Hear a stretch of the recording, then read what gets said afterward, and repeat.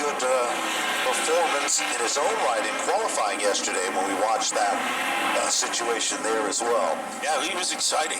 When you talk to Michael Bennett says he does not like to be the car in the number one spot on an initial start.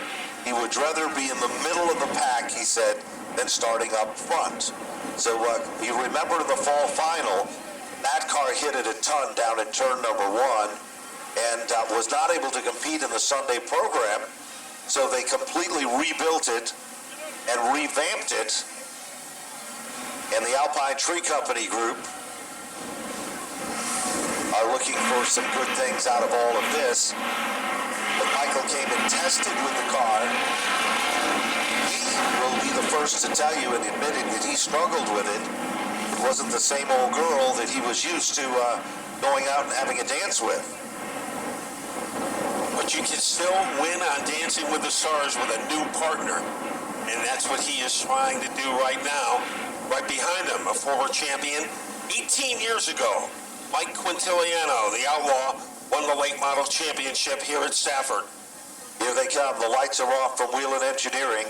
Pace car dives to the center of pit road. We're green and racing. Two of the fiercest competitors in this late model division are teamed up in row number one. And Michael Bennett has it by inches. Michael Ray slips up the racetrack map. Yeah, he was dropping backwards, and it sets up a three-wide situation. Give him a quarter on the inside. And it is Ray who is trying to survive. They come together. Three in a row. One goes into the wall. One goes into the grass. And the rest will scramble. That was Paul LaRue who was stuck in the middle. He is able to drive away. A lot of things were happening up front. You've got two champions. You've got the number 16 car, Michael Bennett, and you had Tom Fern. Well, they're going for the same airspace in the racetrack. The end result is somebody has to give. And in that case, Tom Fern decided to give and give Bennett the advantage.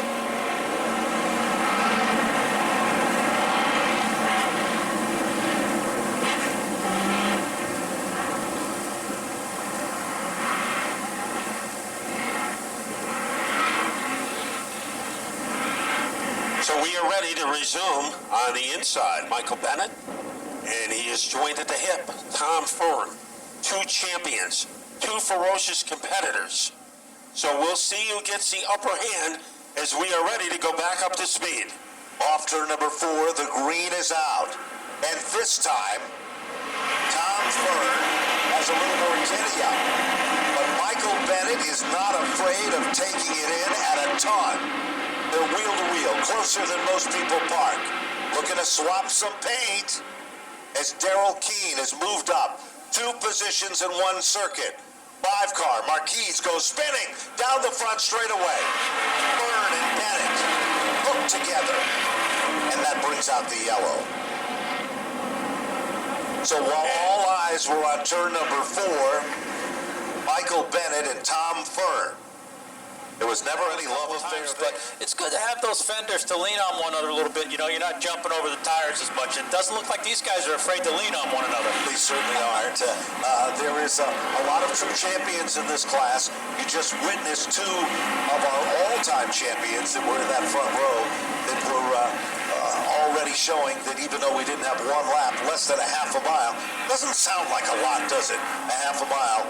But all of a sudden, all hell can break loose in a half mile, and the end result is you're out for the night. Yeah, and things happen pretty fast here. Just playing around like we did with the vintage cars. Get a lot of respect for this place. You can keep throttle down for a good bit. A lot of speed here. Well, the leaning turned into body slams, and now we are getting to get back to speed, and the jump by Daryl Keene. Daryl Keene wastes no time at all. Red and white number 79 car quickly moves to the front of the class. That 31 car that just slipped up and lost 4 positions on the racetrack is our defending champion, Glenn Reen. And Ray Abraham, we just saw him compete in that black number 17 car in the SK Modified feature that was just out there. Yeah, those guys really put on a great race. I tell you, those SKs, we don't get to see them again a lot down south. As we watch watch our buddy, was that Paul Roots lined up to the fence there sideways in the back. But, yeah, the SK's really, really caught on. I think it is makes for a great show. Good racing now, a bid for that third position as the number 04 car has worked up from the 10th spot. That's Wayne Corey Jr. out of Shelton, Connecticut. His dad was a former champion at the old Riverside Park Speedway, where that name was synonymous with winning and running up front. Running in second, Mike Quintiliano, a former police officer that decided to go racing and has come back after being a former champion from several years back.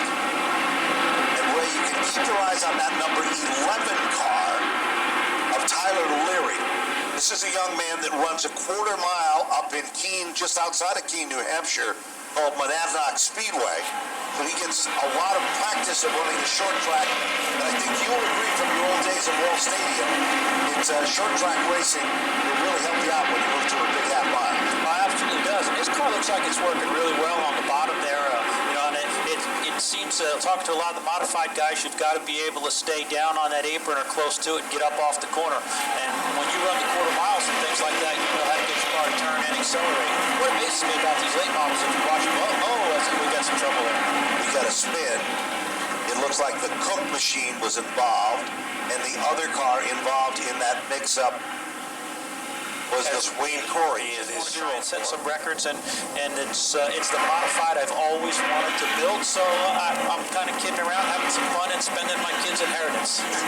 Well, there's nothing wrong with that. That's always a good thing, Ray, when you look at it, and so forth. You know, it's amazing the amount of interest in vintage race cars that has come into play in the last couple of years. For a while, they were static displays. You know, everybody would look at them and talk about the history. There was nothing wrong with that. But then all of a sudden, people said, well, if they used to race, why can't they still race? And why can't we bring that knowledge and update it and bring it back to the racetrack? Well, it's great. It's great to see them, and it's great to see them on the track. And we can talk. These guys are going green. I want to see this. The green flag is back out. Mike Quintiliano tries it on the outside with that white and blue car, but it's the 79 of Daniel Keene that quickly moves into the number 1 spot. Side-by-side racing, Matt, in a battle for position number 3.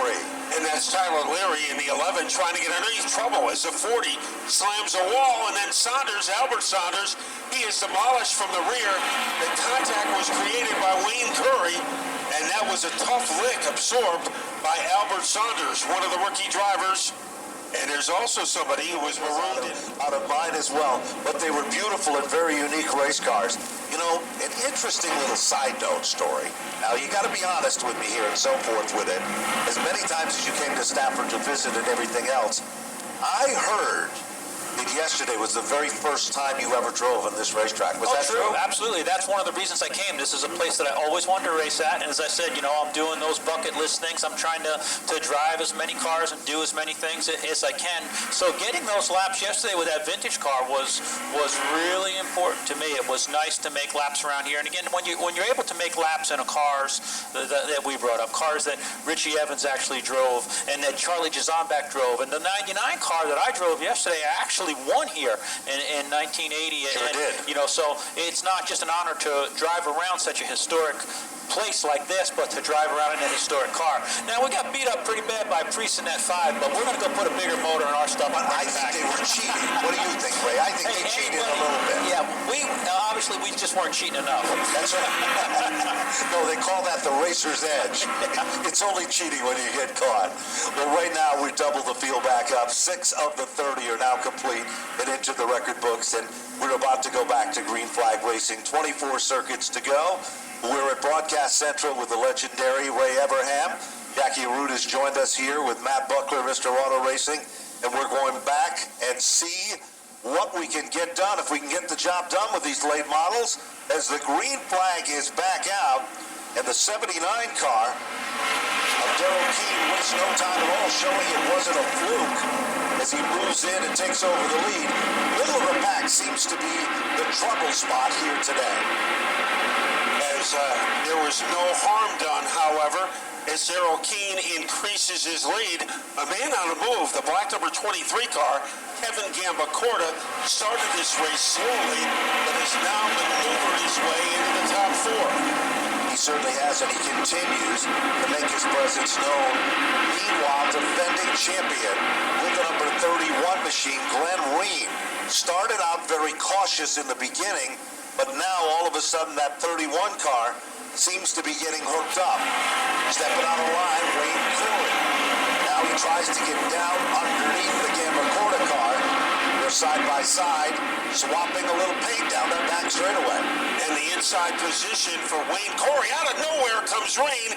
He gets by Ray. Ray headed to the wall, is able to keep it off the fence. Mordino was not as fortunate as he backs it into the wall. And a great Letting people know that if you're still willing to work hard enough, long enough, you've got some talent, and you're willing to take a gamble, the door's still open. I don't know, Ben. That sounds like the saga of one Ray Evernham to my mind's eye. We have a green Toyota Sienna that is stranded in the parking lot. 5CJ270. And if that is your car, we need you to please move it because it is blocking somebody who needs to leave. That is 5CJ270, a green Toyota Sienna. Lights are off of the safety vehicle from Wheelan Engineering. With the snap of the wrist, the green is out, and all of a sudden Leary's car does not come up to speed. Like he had a problem getting the car into gear as the 69 goes spinning on the inside of the front straightaway. But now guess what? Take a look, and all of a sudden you're going to be quite amazed at who has emerged among the top three. We're under yellow, and that car that has emerged among the top three is none other than Paul Roots. And he was able to get underneath. And in addition to that, Mike Quintiliano setting in second. Tyler Leary was one of the cars that was involved. On the last restart, it seemed to be that he had a problem with getting the car into gear, Matt. Because as you notice, he slowed way back. And then all of a sudden, it started to go again. Tommy Fern is back in the thick of things here. And he's worked his way back up to the 7th spot after creating a problem on the front straightaway and then working his way on pit road. His crew got that car back. That's what it's all about. You can't give up ever. You have to get him back out there. Daryl Keene trying to get the jump against Quintiliano on the restart. Keene has the fastest lap in this race so far, and he is being challenged by Gambacorta on the inside. Gambacorta sees some daylight. He's loose. They are 3 wide, and the meat and the sandwich in this one becomes Gambacorta. While the inside lane looks racy, Leary moves back up to second. The green number 11 car. Right there with him comes Wayne Corey, and then it's a side-by-side bid for the 4th spot with Tommy Fern, the red number 92. Moving in, and here comes Paul LaRue. He's got a car that is working today with 10 laps of 30 now gone. Yeah, right now he's hanging out of the shirt tail of Tommy Fern, hoping he can lead him to the front, a little battle deeper in the field. That is Gambacorta trying to hold on, and right behind him, coming out of the obituary column, Michael Ray back in contention. Michael Ray has been up and down at this event, but it doesn't seem to faze him. He comes back up on the back bumper, and Mike Quintiliano becomes the tail that wags the dog there. He stays right with Ray as they work their magic in traffic. Out in front, it is still the number 79 car setting the pace. And there goes Tom Fern again, making his presence, looking to move to the podium. Tom Fern from the ashes in the King Ward Bus Lines machine is up to position number 3, and Leary can almost feel him coming. So after many excursions on the pit road, Tom Fern has a podium position, and now he is going after the back bumper of the Leary car, the 11X. Leading the next group, Wayne Corey doesn't compete at Stafford that often, but when he does, he is usually pretty consistent, and he usually saves his best laps for the end of the race. Off turn number 2, Paul LaRue got a little bit loose there, 3 wide. Around again, headed into the Sunoco sign. Paula Root involved. Kevin Gambacorta involved. 5 cars involved in the jingle there. Also Chase Cost and everything else. And we know where Eli Gold ended up a few years later down the road. Absolutely. And, the guys, if you listen to the MRN broadcast, and PRN and stuff like that, sometimes it's better than watching that on TV because, I love that emotion. And I can't help it. The toughest job for me, honestly, starting it was not swearing. I still do it once in a while. Ray, don't tell on me. That's why Ben and me have an on-off switch on our microphone to keep us out of trouble. We're going back to Green Flag Racing. It's been our pleasure. We've been talking with Ray Everham, a legend and a great individual that's did so much for the sport of racing. The green flag is out, and again, Leary just cannot get that car into gear. But that is not the case for Tommy Fern. Look at Fern. He was involved in a first lap jingle, went to the pits. His car, well, it looks almost like it's bulletproof now, as it sits currently in the 2nd spot. And Matt, I don't think he's going to stay there for long. Halfway down and halfway to go. And Tom Ford right now is the fastest driver in the race. Has a lap of 21.227. And now he is being challenged by Glenn Reen, the defending champion in the 31 car. So the top 3 cars can fit in a Cracker Jack box as they come across the line. There's no question about it. Glenn Reed is what we call a closer. He is one of those people who just uses enough of his tires, enough of his equipment in the first half of the race, and then he tries to come on so strong in the closing laps. Has that paid off? Of course it has. He's the defending champion in this late model division. Leary is still trying to reel him in. Then there's a huge gap. And then all of a sudden that 14 car of Cliff Saunders, making his late model debut, is up to the top 5 in the competition here. A great move by Mike Quintiliano in the white number 44 to get by Sean Tebow. So that was his best move of the race as he tries to get back into contention. It's a 2-car breakaway at the front. The drum major of the parade is Darrell Keene. What an upset this would be if Darrell Keene can hold on for the victory, but we have yellow. Caution flag is out. We've got a car in the safer barrier. When Paul called me and said, hey, would you do this? And I thought to myself, wow, one of the biggest, most traditional modified racers ever. And people say, hey, you're a modified racer. Never won a big event. Won some races at Wall Stadium and whatnot. So to me to be here in front of again a crowd like this at such an incredible racetrack, it is a big deal to me. It certainly is, and and we talk about the old cars, and we talk about all of that history and all of that stuff, and I agree with you because when we made that car that we were talking about earlier, it was a copy of your car, and it was a big deal for us because somebody else shared in that same body style and shared in our dream of creating a different modified. Well, again, as I said, it's been a great experience and it's a lot of fun watching up here. I just hope everybody remembers me being a lot faster than I actually was. Well, we'll see who is fastest on this double-file restart. The answer to that question, Tom Fern trying to beat everybody into turn 2. You see the yellow rookie stripe on the back end of the Keene car.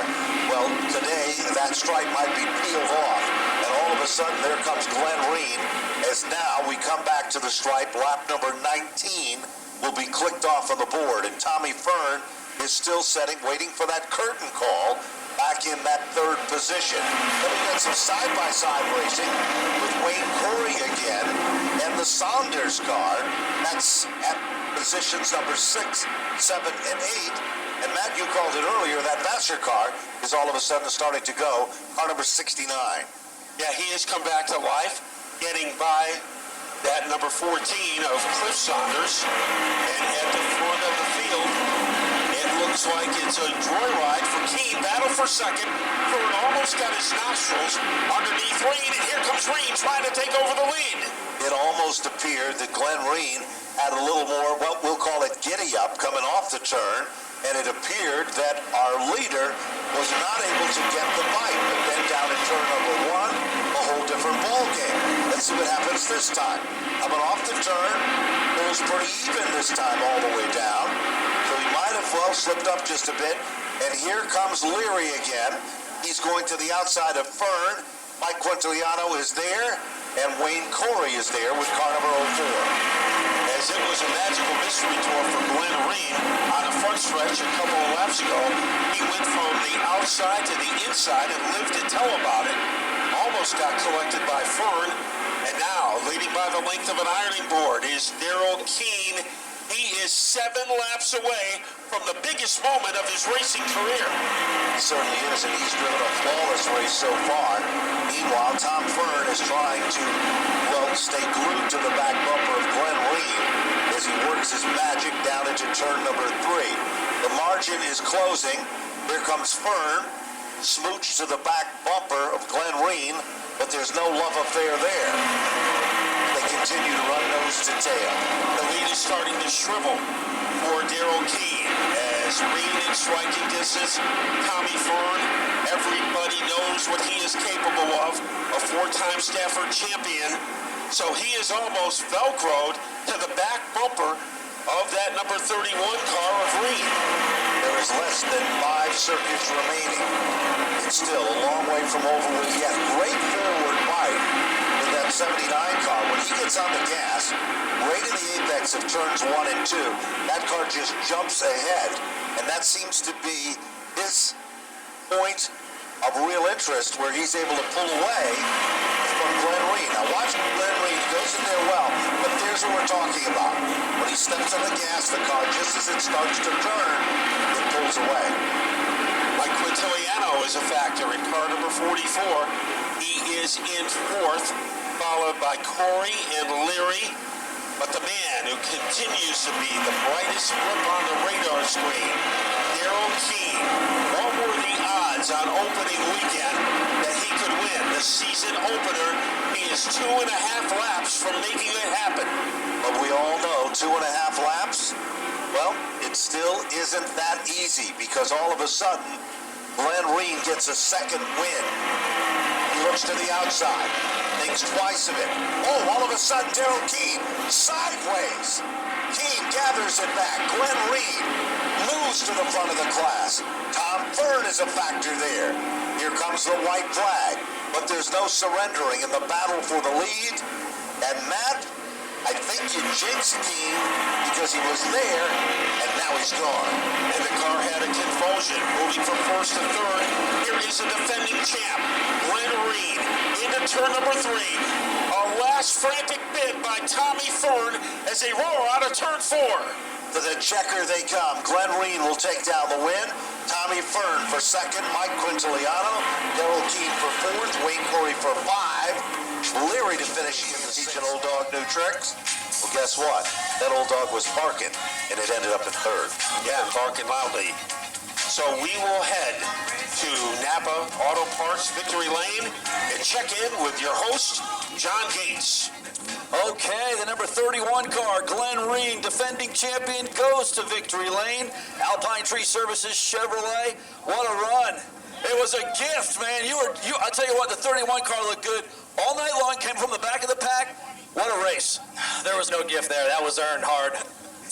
The 79 bobbled, but we were right there. We got to put ourselves there. I got to thank all these RRC guys, and I got to thank the good Lord for the opportunity to be here and drive for these guys, and Dan Avery. It's been an awesome weekend. I was a little frustrated in the SK as far as not getting a good finish, but I'll take it 4th. We're points racing, and it was a blast racing with Tommy Fern. That was awesome. So, got to thank all my sponsors. If it wasn't for that guy right there, Sean Noel, Life Care Family Chiropractic, I wouldn't be sitting here either. Tony T Engines, Buzzy Transmissions, Wheelan Engineering, Sunoco Race Fuels, Alpine Tree Service, and the whole RRC team. And then I got to thank all my fans here. And actually, I had a lot of customers coming from Steve Lewis Subaru, and I appreciate them being here too. Glenn Reen, Class Act, big win here in our Sizzler late model main event. Let's talk to our 2nd and 3rd place finishers with Joe Koss. Yeah, Tommy Fern came home in the 2nd spot today. It wasn't necessarily an easy day for you, though, Tommy. You started up front, had an incident, fell back, and then all of a sudden rallied back up toward the end. Well, first of all, I got to thank my crew for getting the car straightened out so we could make the run from the back. But, hey, congrats off to Glenn Reen.